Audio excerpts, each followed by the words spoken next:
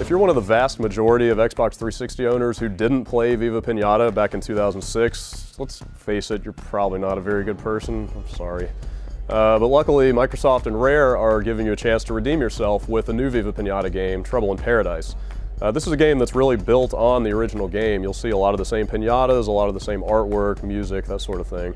But as you dig into the game, you'll find a lot of new features that really make it worth coming back for a second run through the garden. Just like in the first game, your goal with Trouble in Paradise is to attract as many different wild pinata species to your garden as you can.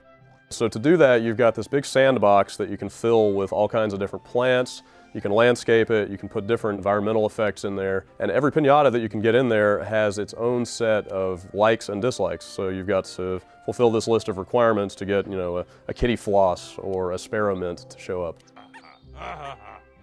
The whole game has this thriving but kind of disturbing ecosystem going on where some pinatas like to eat certain plants, other pinatas like to eat those pinatas. You can mate pinatas to produce offspring, but then those offspring can go back and mate with their parents.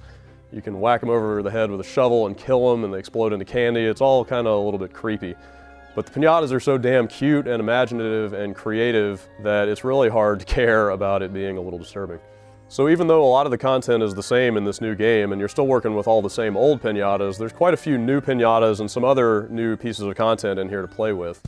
Most of the new pinatas actually hang out in wild areas that are separate from your main garden. You've got the desert over here, and then there's the Pinarctic.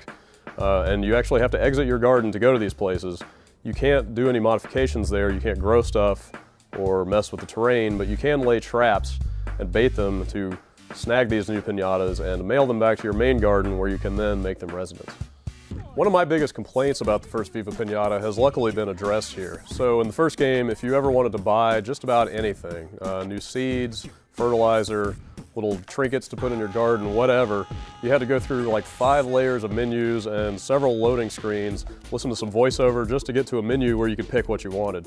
That has been pretty well streamlined in the new game. You have a seed bag you can pull up at any time, little bar that just sits right on top of the garden view, so you don't have to go to an external menu. That menu is also context sensitive, so if you highlight a growing plant, it'll be a fertilizer menu. It makes it a lot quicker to just do the little menial tasks that are very repetitive very quickly. The first Viva Pinata was strictly a solo affair, but the new one's got multiplayer. You can go on Xbox Live and actually invite up to 3 other people into your garden. You don't have to let them just run amok in there and kind of delete or sell all of your pinatas or tear up your houses or whatever. You can set the permissions on exactly what they have access to. But it's nice to be able to get people together and just kind of focus on different aspects of the garden development just because there's so much to do. Guest gardeners will gain experience and they'll also pick up some money while they're there. So this is a nice social way to do some group gardening that'll also net you some experience and money that you can then take back into your own garden. Now this may look like a kid's game, but let's be honest here. I mean, there is some serious management sim stuff going on under the hood here. There's all kinds of things going on all the time that you have to keep up with. You have to water your plants and fertilize them on a schedule. You've got evil pinatas that come in and will eat your good pinatas if you don't kill them with the shovel. It's a lot to keep up with. That may have been a little daunting in the original game, so thankfully Rare has put a just for fun mode in Trouble in Paradise that basically removes a lot of the kind of stringent requirements on what you're doing. Just lets you go in there, gives you unlimited money, lets you play around, it makes the pinatas a lot easier to pull in. So if the complexities of regular gardening really turn you off, you can just kick back and put your feet up and just play with pinatas at your leisure.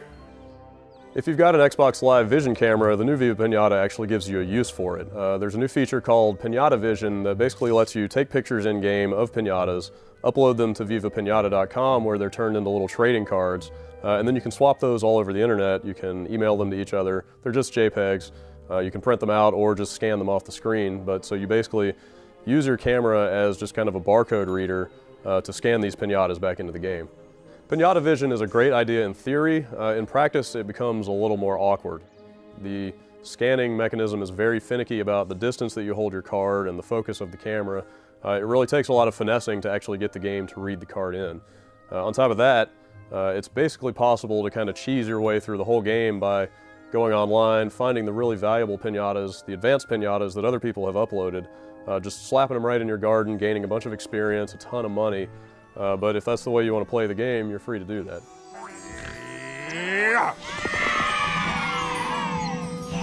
If you didn't play the first Viva Pinata, you really have no excuse not to play this one. You're basically getting that entire first game, which was great in its own right, with all this other content piled on top of it. If you did play that game and you're worried about the amount of rehashed content in here, don't worry about it. All that new stuff is definitely enough to make it worth another trip back to the garden. And this is also just a $40 game, so it's not even being sold at full price. Frankly, the way the first game sold, we should probably be happy that we're getting any kind of sequel at all. I mean, let's be honest here. Nobody bought the first game because it looks like a damn kid's game. I just want to say, speaking as an adult male, it's okay to like piñatas. It's okay to express your love for those things. Wear it right here on your sleeve. Don't get hung up on the way the game looks. It's excellent. I mean,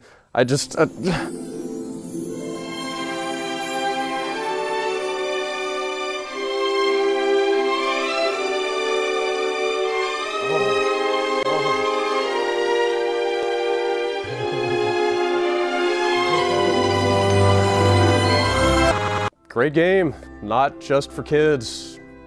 4 stars.